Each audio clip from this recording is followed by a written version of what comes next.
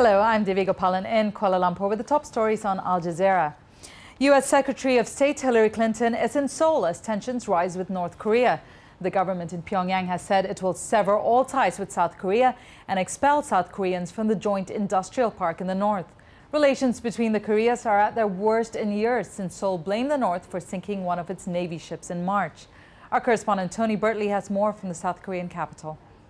I think to say there's going to be all-out war is perhaps too far-fetched, but there is possibility for exchanges. I mean, exchanges are nothing unusual in this part of the world. They've had them for years. Indeed, when the Cheonan was sunk, in that area, it's been very volatile for a number of years, and both navies have lost men and lost craft. So, these things do happen. Whether or not this happens now and there's a spark that lights a fire, we don't know. Jamaica's Prime Minister is promising to restore order after a third day of fighting between security forces and supporters of an accused drug lord. Around 30 people have been killed in the violence. Soldiers and police are hunting Christopher Koch, who's wanted in the United States on drug trafficking and gun-running charges.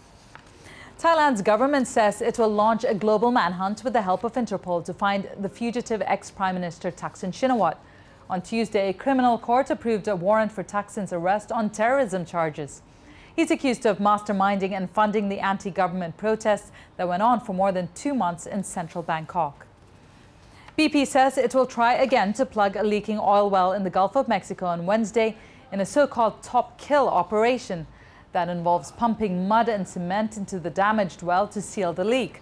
BP admits the operation only has a 60 to 70% chance of succeeding. In Suriname, an opposition party led by a former president is set to strengthen its position in parliament after Tuesday's elections. Desi Bouterse, who's a convicted drug trafficker, could return to the presidency in South America's smallest nation. Now, for the latest updates, you can always log on to our website. The address for that is aljazeera.net/English.